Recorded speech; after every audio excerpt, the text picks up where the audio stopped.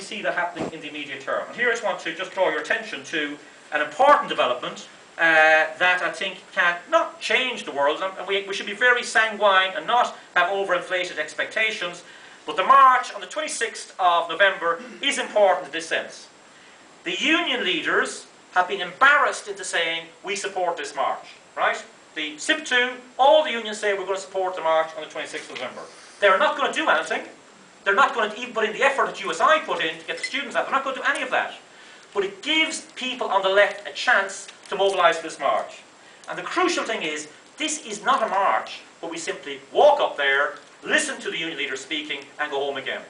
Because of the Occupy movement, we, on the left generally, working with the Dublin Trades Council and working with the left of the union movement, have persuaded them that at the end of the march, there should be an assembly. And some of us wrote over to America and said, well, how exactly do these... Sorry, by assembly we mean that everybody who participates in that march can come together in groups of a few hundred and discuss proposals. What do we do next? Now that's pretty unusual in Ireland, because we normally are controlled from on high. So therefore we will have, on the 26th of November, at the end of the march, hopefully 1,000, 2,000 people. I'm going to be modest. I've got used to being my expectations dashed, so I'm going to say 1,000, 2,000. Okay, we'll have 1,000, 2,000 people come on the march. Hopefully about half of those people will stay together, discuss, and begin to take ownership, rather than this pattern that has existed in Irish unions. The leaders will do it for us. We are going to take ownership ourselves and discuss where do we go from here. And I think that will bring an energy that begins to release the logjam. And I think we will certainly be proposing that on the Dáil, on the 6th of December, we congregate out there, we have a real protest, and we begin to step it up. But the fact that the Occupy movement is beginning to kick and move, if you like, this weakened trade union movement is a source of hope. And whatever about the difficulty, we should focus on things like that and build for it very actively over the coming week.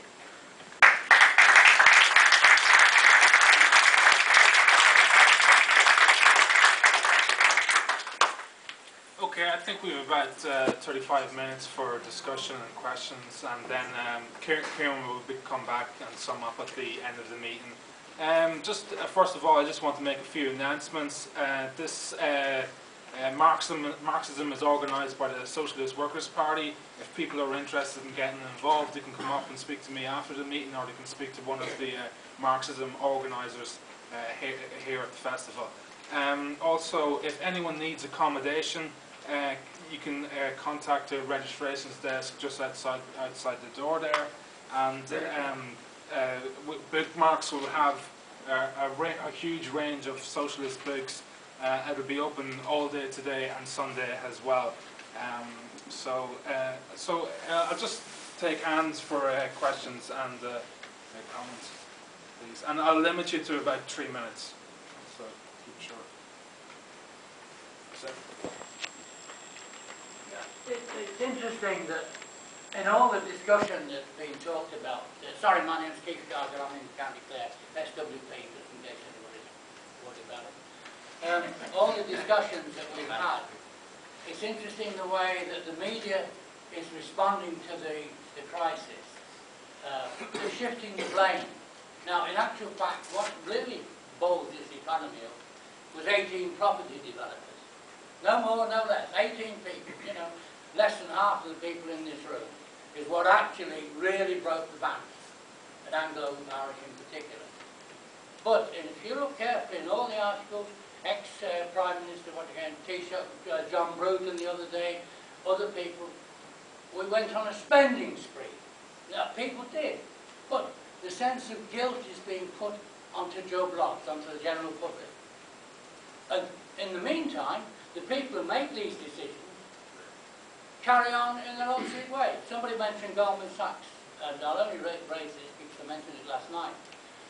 Goldman Sachs in the third quarter of this year in America lost $428 million. What happened?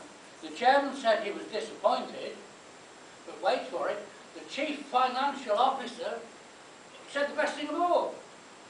Well, it really depends on what somebody says at the time and on what day. That was his explanation.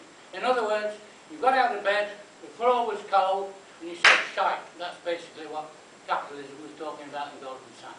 So just imagine, anybody here who'd lost €100,000 for their firm, would have been given the bullet.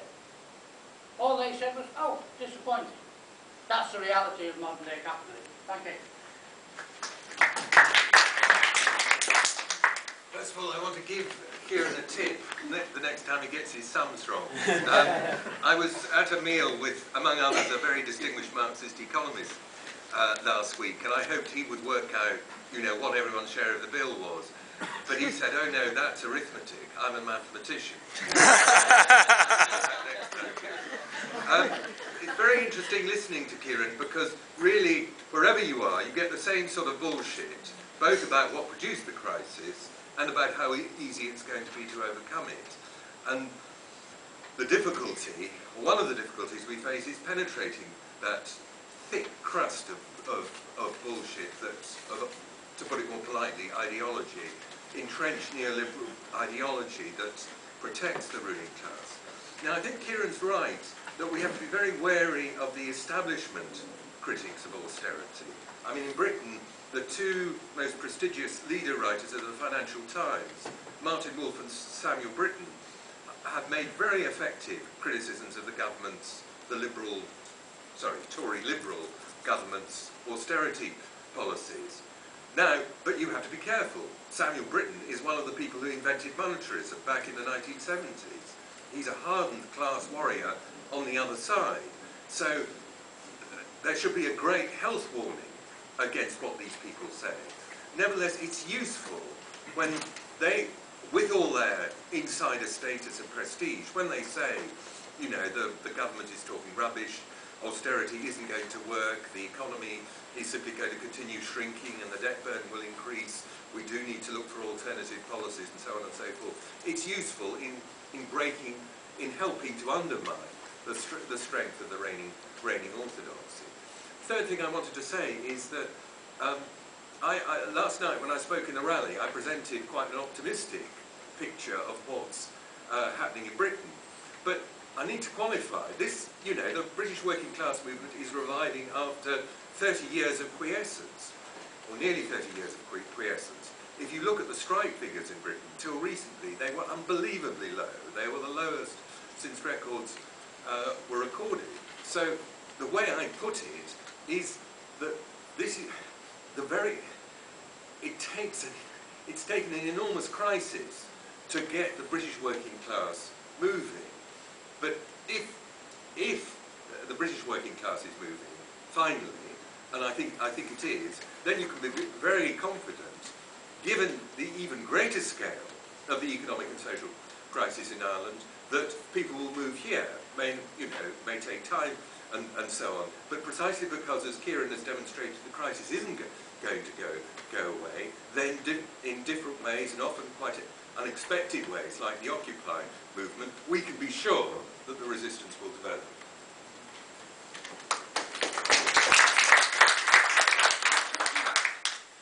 Yeah, kind of questions like during the week on RTE I've seen they were discussing a law that the late Brian Lennon passed when he made his infamous speech that we turned corners, a foreign tax law where the people who were living in Bermuda or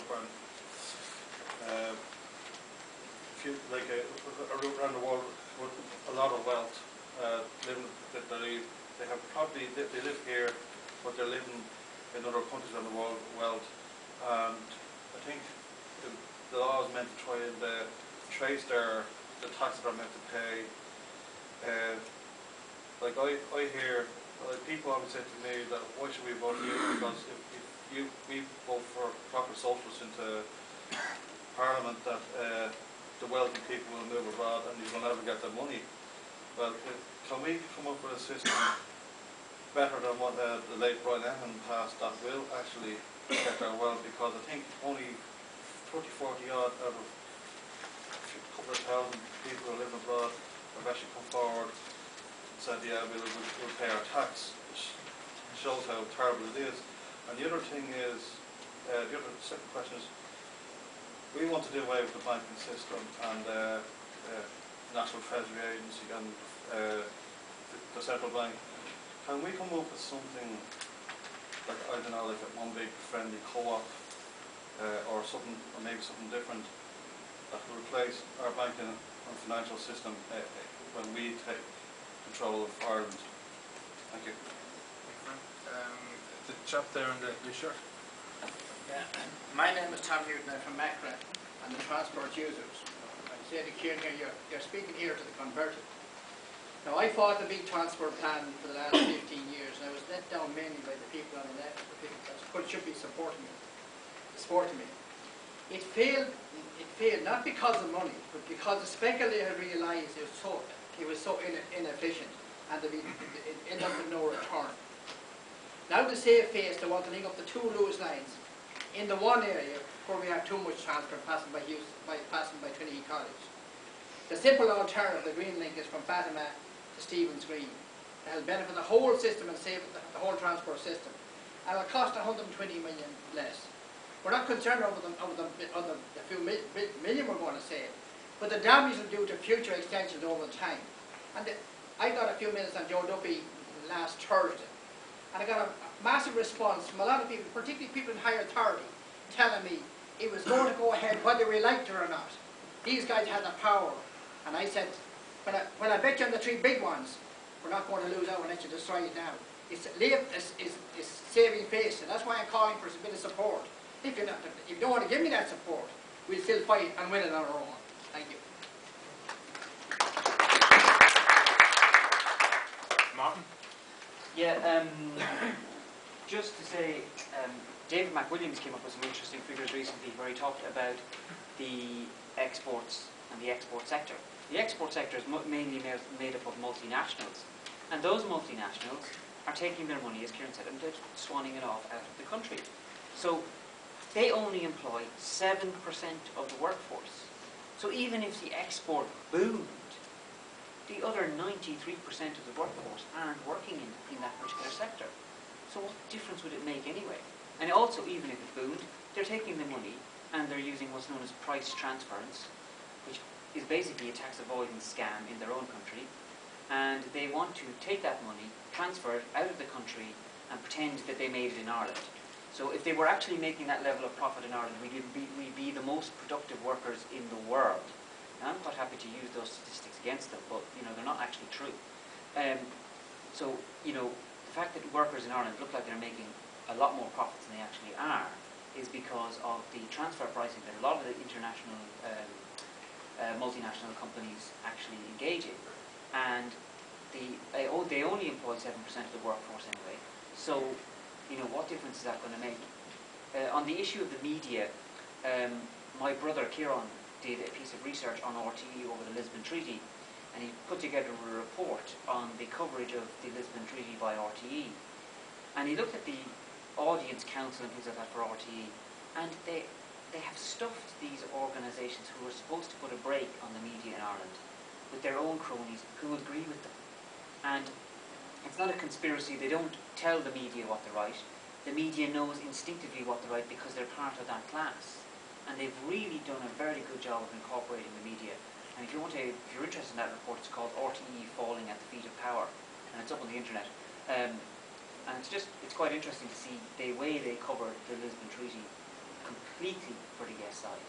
It was just amazing how total it was. Finally, I'd like to put a question to Kieran that hopefully you can come back on. Is what is David McWilliams on? He's a right-wing, left-winger. I've heard him down at the electric picnic, and he was advocating that we all go out and do an Arab Spring in Ireland. He actually used those words. He was coming back on Bob Geldof, Bob Geldof has a shocking analysis of politics, and I'll finish up on this one. Bob Geldof said the only reason the Arab Spring happened was because, and I quote him verbatim on this, and I apologise for the language he used, he said, there was a lot of horny men who wanted babes. That was his analysis for the Arab Spring revolution, that men couldn't get women and therefore they had a revolution.